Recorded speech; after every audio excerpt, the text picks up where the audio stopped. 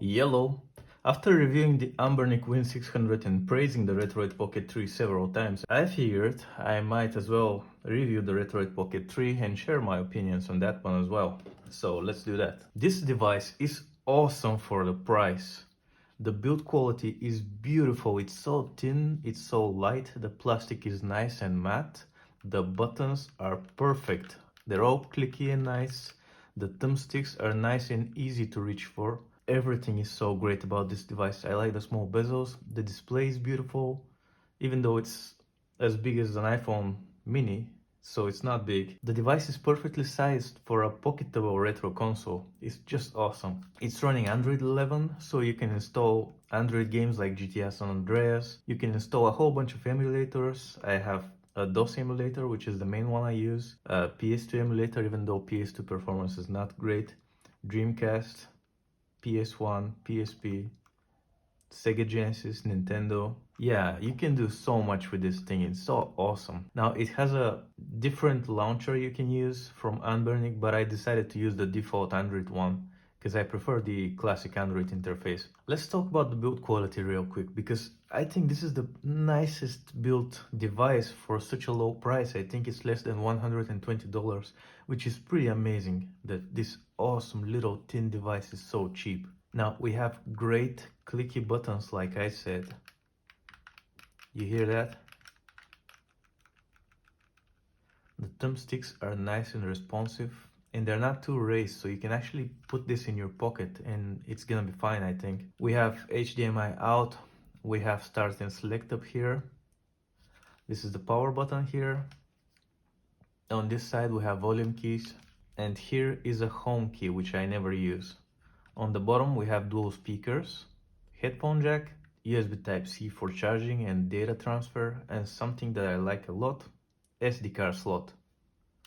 So you can expand the storage easily on this device.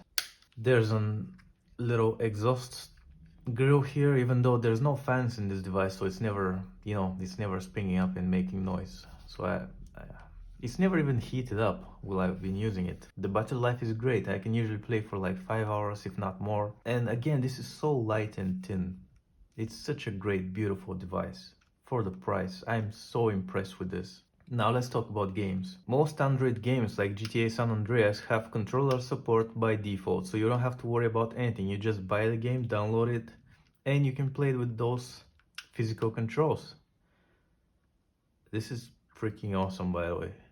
Well, those games don't have support for physical controls. So how am I able to control the DOS game with physical controls? Well, you can do this. And from here, you can assign physical buttons to touch buttons. It's very easy. You can do this with every different Android app. So if your Android app has touch controls, you're just assigning physical controls to touch controls. And when you press those physical controls, the game is gonna think you're pressing the touch controls. So it's pretty awesome. This way you can play pretty much any Android game with physical controls, even if it doesn't support them. And as you can probably guess, I've been using this device mostly to play DOS games because those are my favorite, along with Sega Genesis games. And it's been working flawlessly. It's just so awesome, this little device. Like I said, it's portable, the battery life is great, the screen is great.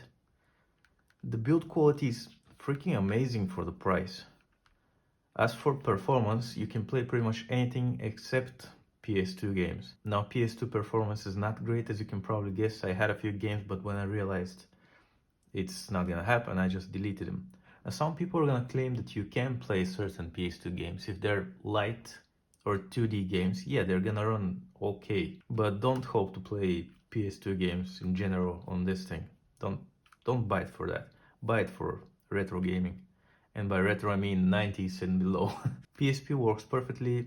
All the other emulators are just fine. Android games are fine. I even have the Elder Scrolls Morrowind installed.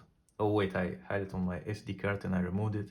Okay, but that was working fine as well. So yeah, just a quick look at the Retroid Pocket 3. I really strongly recommend this device for the price. It's amazing. It's amazing for the price. And Retroid was awesome. I ordered it from China. They shipped it real quick.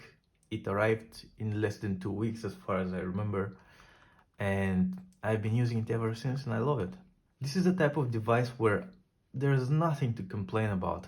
It's so perfectly thin and light and can play all of your favorite games. You can map physical keys to touch keys. So if you love Android gaming, this is the ultimate device in my opinion, because it's so cheap yet so perfectly built. It's amazing. If you saw my Ambernic Win 600 review, I had complaints about that one. It's not as premium feeling. It has a few issues with the build quality.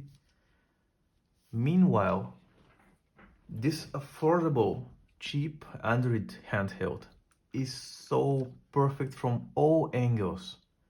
I'm genuinely surprised. I did not expect this to be so perfect.